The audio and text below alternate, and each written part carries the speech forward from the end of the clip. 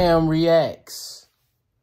I know that y'all used to play an app called Flappy Bird. Whatever happened to Flappy Bird, bro? Like, I just want to know. Like, I really want y'all to answer this in the comments for me. You know, you feel me? Before we get into the reaction. Today, we're going to be reacting to how Flappy Bird ruined its creator's life. So, pretty much the person who created it, how it ruined their life. I want to know what happened to the app in general. Like, you know, the story behind it. So, let's get straight into it. This guy made the world's most popular mobile game. It made him into a millionaire, but also ruined his life. Almost 10 years after the game's release, it still haunts him. Let's find out why. Meet Dong Nguyen, a programmer from Hanoi, Vietnam. In 2013, Dong spent his days programming location devices for taxis and making video games whenever he had free time. Mobile games were especially interesting to him, but he felt as if they were too complicated and busy. As a result, he founded a video game company called Dot Gears and got to work making his own games. His first mobile game, Shuriken Block, was about as simple as it could get. Block shurikens from hitting people by tapping the shurikens when they appear. You have 3 lives, and every time someone gets hit, you lose a life. But Dong wanted to go even simpler. That's when he dreamed up the idea of Flappy Bird. Tap anywhere on the screen to make the bird fly up, and don't hit the big green pipes. It was the perfect mobile game. You could learn how to play in less than... Man, that game was like everything. It was so easy. It was so quick. You get on the game, you get on there, you just start tapping. Next thing you know, you done lost like 4 or 5 times. You trying to beat your high score. It was like serious to me. I mean, it wasn't serious. It was just like one of those great apps that like always gonna be on my phone. Like, for example, Subway Surfer. Yeah. Seconds, but it could take hours, maybe even days of time to become skilled at. The average player could barely get a score higher than 10, so it was perfect to be played. Everybody was playing Flappy. Like everybody had Flappy Bird. Waiting in line. And the game was completely free. Kind of like how pressing the like button on this video is completely free. Anyway, combine all that with nostalgic Nintendo this video graphics, too. And Dong had an absolute home run.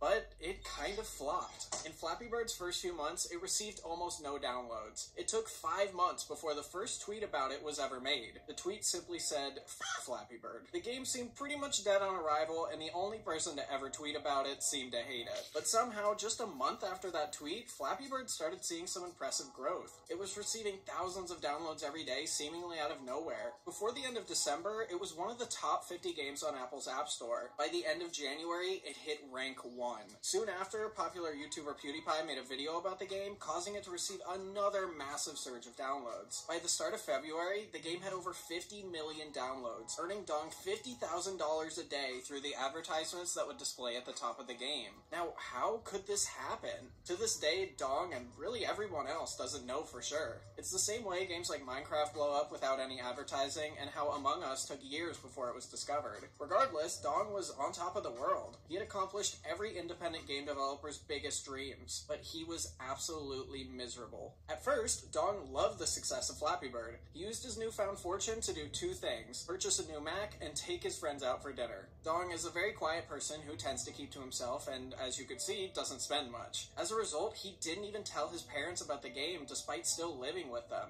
They found out about his success when the local news began reporting on it. But let's acknowledge that this guy that we're talking about here is really a genius, you feel me? Just pretty much based off making the app in general.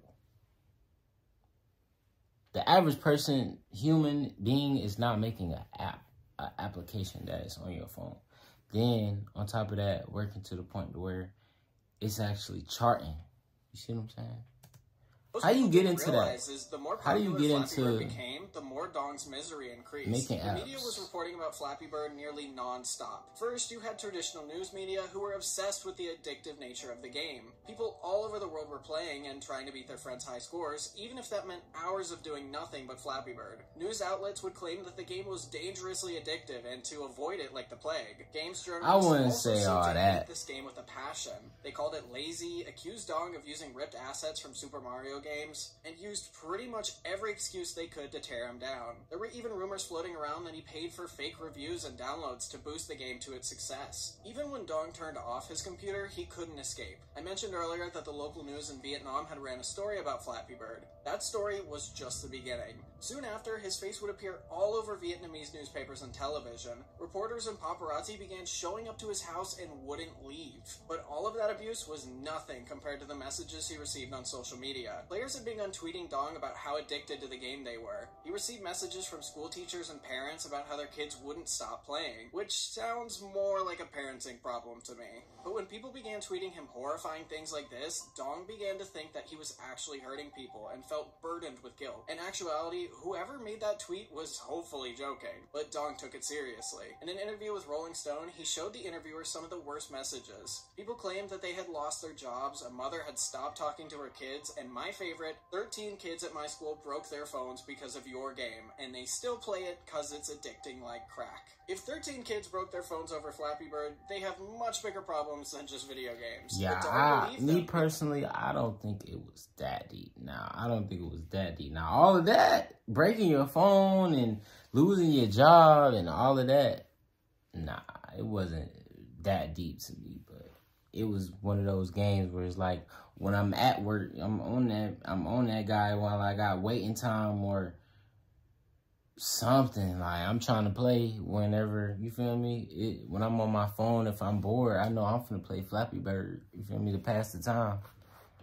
That type When deal. he was a kid, he struggled with video game addiction. He failed tests in high school because he played Counter-Strike instead of studying. In actuality, like I said earlier, a lot of these tweets and messages were probably just weird jokes that Dong didn't understand. After all, Dong is from Vietnam, and English wasn't his first language, so it was probably difficult to discern when people were joking or not. For a while, he spent all day, every day, responding to hundreds of tweets criticizing him and his game. You could tell by what Dong started For me, tweeting I don't in got the January time. that It's all either this y'all like the negativity game or y'all was don't starting like to the weigh on game. him. He wasn't able to sleep, focus, or even go outdoors. As a result, on February 8th, he made a big decision. He would be removing Flappy Bird from the App Store and Google Play Store in 22 hours. From the time of that tweet to the game's removal, it received over 10 million downloads. In total, Flappy Bird had been downloaded 90 million times before its deletion, but now Flappy Bird's saga was over. Or was it? Dong continued to receive hate about Flappy Bird, but this time it was for removing the game. People went as far as sending him death threats, telling him to leave up the game.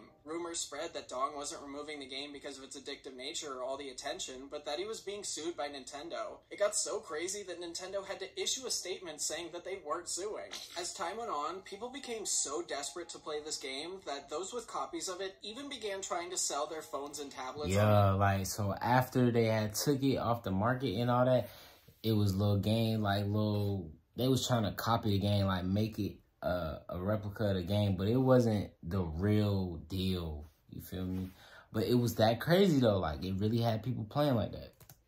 For thousands of dollars, and people were actually buying them. Although eBay did delete most of the listings before they could actually be shipped out. Regardless, Dong felt relieved to have most of the attention off of him, because a new storm was brewing in the background. Whenever something becomes popular, imitations always follow. And in Flappy Bird's case, imitations followed like a flock of birds. No, I can do better. 10 flocks of birds. Basically, what I'm trying to say is there were a lot of imitations. Yeah. After the original was taken down, a new Flappy Bird clone was being uploaded every 24 minutes. 10 of the top 100 games on the App Store were Flappy Bird clones. You had games like Floppy Bird, Tappy Bird, Flappy Turd, Flappy Cat. You get the point. There were a lot. It got so bad that Apple and Google had to start rejecting any new clones. Then something very strange happened. Dong started tweeting again in March saying that Flappy Bird would be returning, but not anytime soon. It would be a new and improved version that he said would be less addictive. If you ask most people, this never actually happened. Flappy Bird was never re-released. Yeah, because I was like, re-release. when? Sort of. Flappy Bird's Family was released exclusively for the Amazon Fire TV on August 1st, 2014. Essentially, it was regular Flappy Bird, but with new multiplayer modes, and for some reason, these strange ghosts that protect eggs. With the re-release out of the way, Dong had bigger plans for his game company. He had already quit his job after Flappy Bird's original success, and a team of people he assembled started working on new games. Over the next few months, we saw the release of Swing Copters and Swing Copters 2, and later in 2017, he helped develop Ninja Spinky Challenges. Since then, Dong has sort of drifted back into the shadows. All of his games are gone from the App Store, and the ones on Google Play haven't been updated in almost 2 years. Since the release of Ninja Spinky Challenges, he's also only had 2 public appearances. During his latest one in November of 2019, he visited with students at his old university for a few hours. He talked about how with Flappy Bird, he exchanged maturity for success, and even though he has over $1 million, he isn't ready to retire. Instead, he's using his money for good and funding some of the university students' projects. I love that mindset. He's also working on another mindset. game with his company. I'm hoping that maybe one day we'll see another one of Dong's games at the top of the App Store. Hey, I love that. Let's stop that. But yeah, man, I love that mindset so far as the guy, you know, going in the shadows or whatever, you know. I get it. They was trolling him, man, everybody, but at the end of the day, like, it was up to him to let all that stuff get to him. You using your energy to reply to everybody comments who complaining about the game, whatever. Your game is popping.